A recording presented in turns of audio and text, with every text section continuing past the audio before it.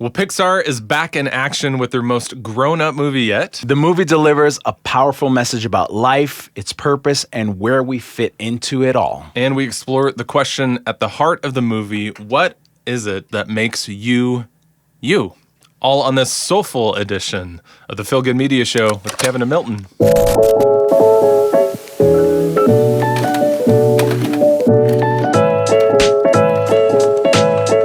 Kevin, we're back, yes. And we are doing something, again, a little bit different.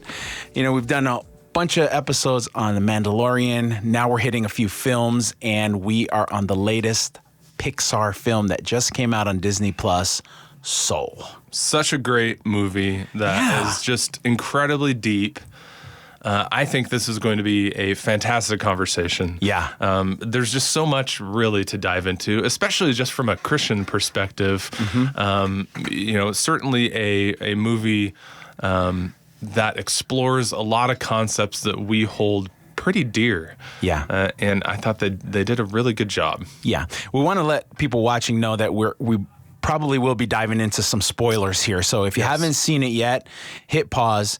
Open up another tab, pull up Disney+, watch Soul, and then come back. We'll still be here. We don't want to ruin movies for people, but at the same time, we need to have real discussions that really talk about a lot of this And stuff. I also want to say, I know a lot of my brothers and sisters in Christ, they get bent out of shape with movies like this. We understand that this is a creative exploration of the reality of who we are as people. We're not saying that what Pixar depicted is the truth, right? That there's little, furry balls that become our souls and get thrown from some weird place in the universe onto the earth and enter our bodies. Right. We're not saying that, but this was a great kind of diving into an imaginative way of exploring the reality of who we are and how we become who we are. Yes.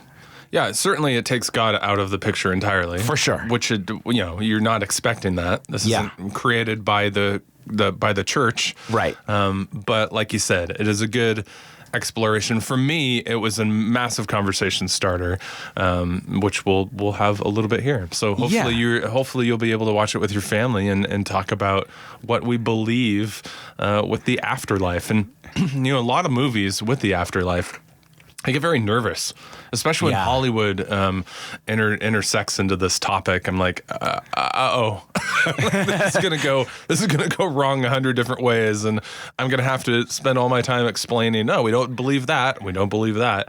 But I really didn't have a lot of triggers in this movie. Yeah, I thought they did it very respectfully and creatively. Right, and it helps us dive into some painful realities about our emotions and our experiences, but in a way that we can laugh a little bit at it, right? And it's in that laughter that truth can come out. Yeah. Right? And we can see, because there were some moments in this movie, especially near the end, where we kind of wrapped the whole story up between 22 and, I forget his name. Was it Jacob? The main character? The main character. Oh, yeah, I don't know. Okay. 22 and the main character. I saw it twice. But we see because 22, which is this soul, this lost soul, is having a hard time understanding what her existence should be. Right. But we understand why. Right? And so many of us are struggling to find our path because of the pain and the trauma that we have experienced in the past. And I thought this movie depicted it in such a good way. It was somewhat scary, but it should be scary. Right. That the way we treat each other can have devastating effects on us long term as a people. I definitely want to hit that towards the end, the end of the movie, of how words can power and haunt. I thought that was a beautiful depiction of that. Joe Gardner is his name. Joe Gardner, thank you. Lead character, yes. Thank you, Google. No, that was me. Oh, that was you. Oh, sorry. Milton, I was sitting here thinking about it when I was off camera. I was not Googling. How dare you go behind the scenes? Yeah. Now, before we get into the deep stuff, I want to just ask you. The movie opens, and we have the Disney castle. Yes. And usually we have the music, da, da, da, da, right? That whole thing. And it was a 5th grade band trying to play and I don't know where your kids are with music, but my kids played in band, and I just go back to those concerts where I sat there and I said, this is not music. Right, yeah. We're not even in the ballpark. No. Did anyone teach that kid how to blow into that trombone? Were you ever in band? No. Okay, I was in band. You were. It was a race to the first chair saxophone for me all through junior high. Okay. But there was certainly moments that our band sounded like that. You put 50 kids in with instruments, it's going to not sound great. Yeah. At moments like that. But and I want to shout out to junior high band teachers, right. What they have to deal with and go through every day. Oh no. Yeah. And of course you would assume that people like that, their passion is music. Sure. Right? And they want to create beautiful music, but you know that to create beautiful music, you got to create bad music first. Right. Right? And they do that day after. So I can't imagine. Shout out to you guys. Yeah, I can't imagine anything more satisfying though, is to take that sound and then create something beautiful from that. That's got to be an incredible journey that they get to do every year. But speaking about the music, I do want to do a shout out to the score. It was top notch. Man. You had Late Night's John Bastier. Is that how you say it? Yeah, I think so. So he did the jazz portion because this was like 2 soundtracks in one. Yeah. So you had the whole Earth jazz section, and then you had the future, the great before is what they called it. Right. And that was Trent Reznor, who's 9 Inch Nails, which is hard rock guy. And this was just, it was like ambient music that was just beautiful. Yeah. Just great job. I actually listened to it last night while working. Oh, really? I got to do that. It was great. Yeah. Yeah, it was really good. And I want to add to that, if you have time, watch it again, okay?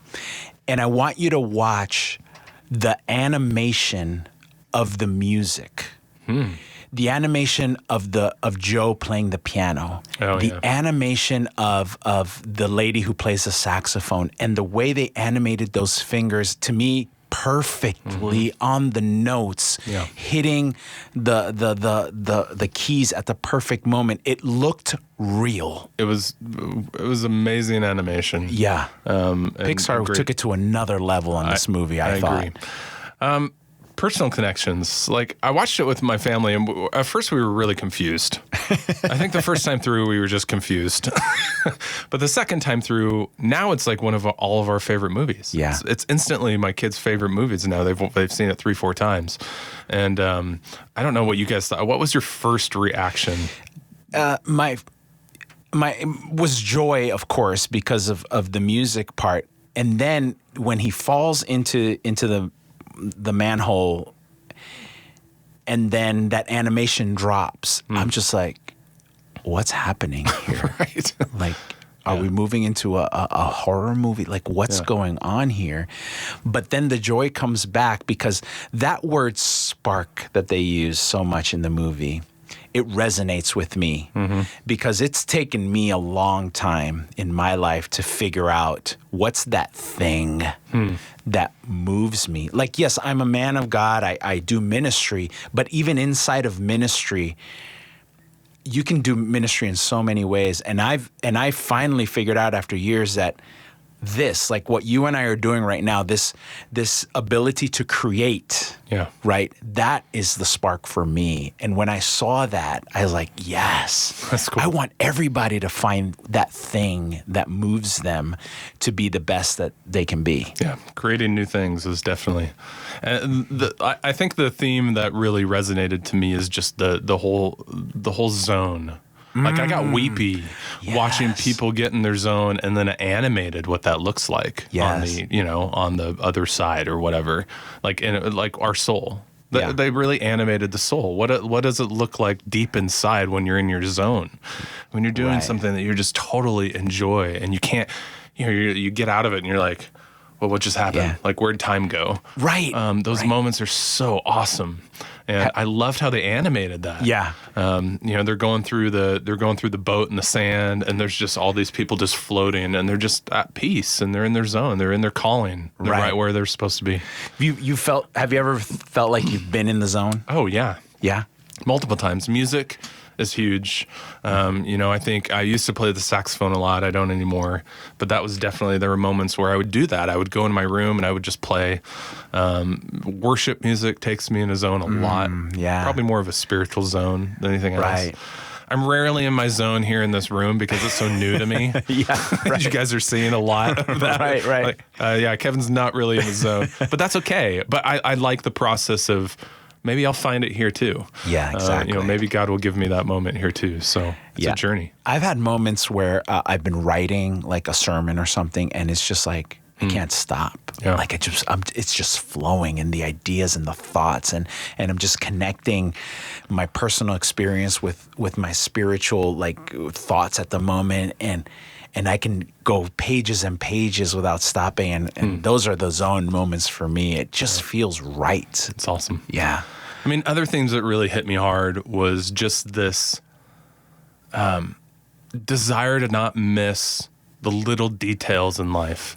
I think that's something that I've really pursued strongly just in the past 2 years. I'm 42, so I have not been doing this well for a long time. Yeah. I've been going too fast, too hard, too energized towards the goals that don't matter in life, and I've missed a lot of God around me. Yes. So just seeing, for me, it's, for them in the movie, it's seeing life. For me, it's seeing God in the flower and in the tree leaf, the little helicopter thing that we threw up. And those are so cool. Yeah, but it's seeing God's creation in all the little things. I thought that really moved me.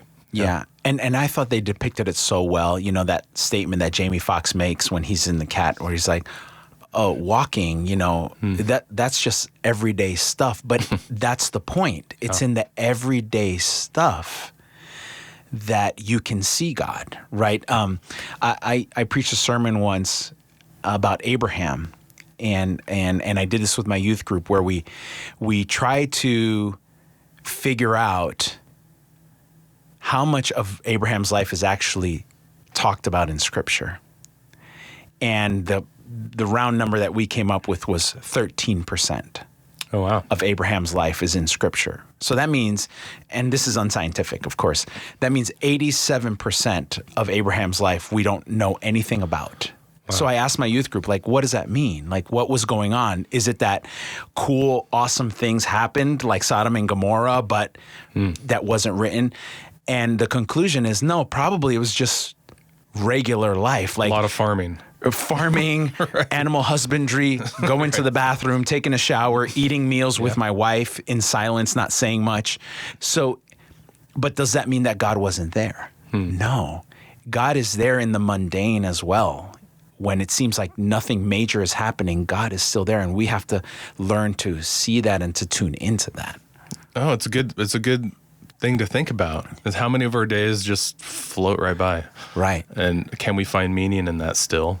Yes. Yeah. But we certainly have to work at it. There's just so many spiritual connections in this movie. I know you have some, but one of the sentences that stood out to me is that main character, Joe, he's looking through his life and he's kind of seeing the picture of his life. All the big moments are right in front of him. And he says, I'm afraid that if I died today, then my life would have amounted for nothing. Yeah. And I have felt that fear. And I know a lot of people feel that fear that my life has no purpose.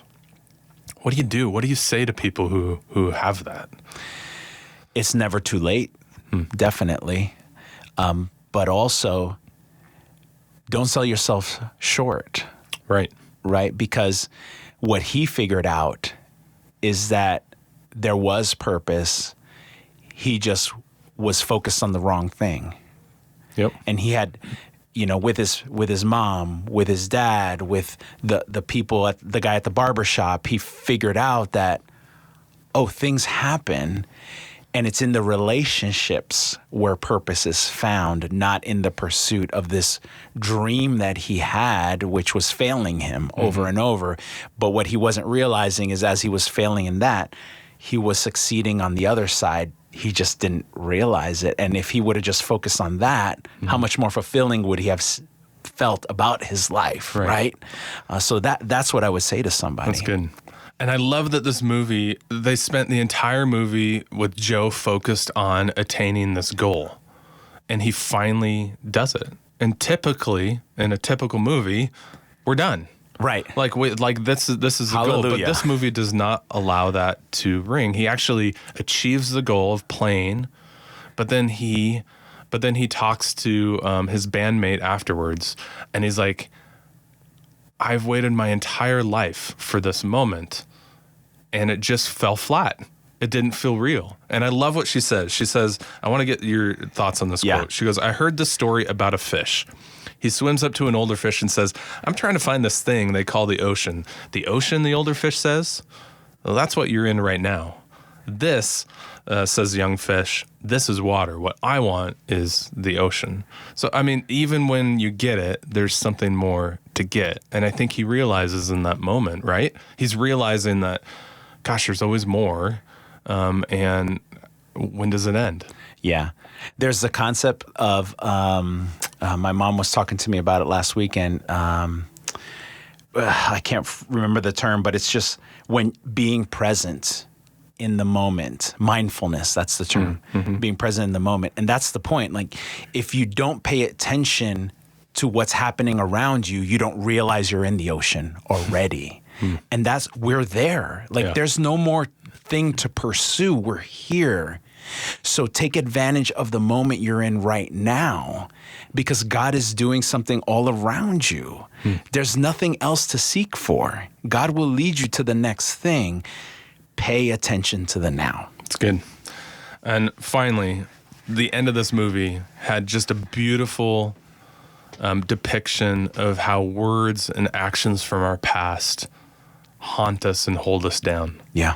And you saw 22. She's kind of in. She's a lost soul, and she's just getting beat down by these hundreds of years of people who have spoken poorly over her. Yeah.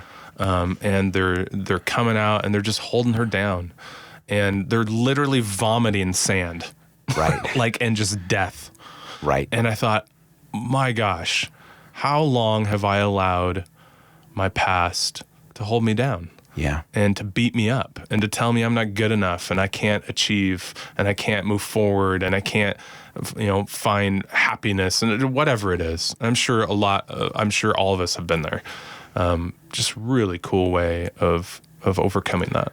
Yeah. And I hope it's a lesson to all of us that we do need to be careful how we deal with people, how we speak into people's lives, because that's exactly what we're doing. We're speaking into their lives, and we're either speaking good to build them up, or we're speaking bad to tear them down and to hold them back. So words matter. Words matter. And God knew that from the beginning, and he warned us, like, watch your tongue. Like 100%. it has power. So be careful what you say. We wanted to take a couple more minutes. This episode is running a little longer than what we usually do, but we feel that these are important topics to discuss, and we want to talk about it. You wanted to hit the topic of the soul. Yeah, I'd be interested in hearing, Kevin, how your faith tradition or your faith experience defines the soul. In my faith tradition and experience, the term soul is what we call a life. So if you go back to the creation story, you have God. He forms Adam out of the dirt, right? The sand or the mud, whatever it was. And then it says that he breathed into him and he became a living being. So in our faith tradition, we see the soul as when the life power from God unites with the physical body of God, from God that he created, the person comes to life. And when those two things are separated, when someone dies, life ceases to exist. and the person is in the ground waiting for the moment, as we see in the second coming, that we see in Scripture, where God reunites that life force, that energy that he gave in the beginning with the body, and the person will come back to life again. So that's kind of how we see it.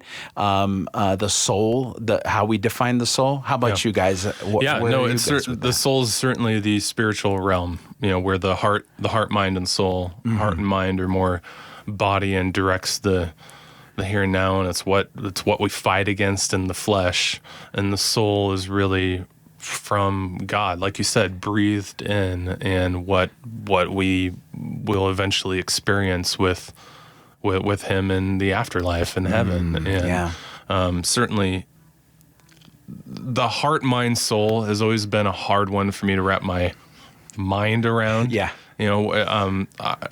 As far as what directs what and what comes from where. But soul is definitely like from God. This is who we created. I knitted you. These are these things that are really the earth real. Is that the right word? The spiritual. Right. Definitely. So. Wow. Deep stuff. It is. It is. It's a really cool movie. It's Soul from Disney Plus, pulling out the feel good and the do good. Feel good. Life is filled with so many moments that we just can't miss.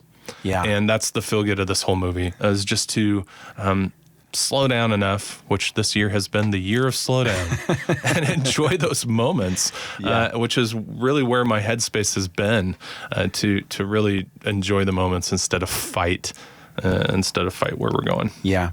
And the do-good is we need to help others discover their joy, their passions, their calling in life, because when you help someone see that and discover that, it's so rewarding. And we need to get involved in doing that for others. Really cool discussion. Thanks, Milton, for having it. That's Soul on Disney Plus, and that's it for this episode of the Feel Good Media Show. Thanks so much for joining us. We hope you like what we're doing. If you, any way, shape, or form, you can help us out, is great. But you can like, subscribe, and hit that bell, and then send us your comments. And we're going to be moving forward. We've got a new Marvel series we're going to be diving into next, and a couple more individual movies on the horizon. So we're going to keep going, and hope you join with us. We'll see you soon.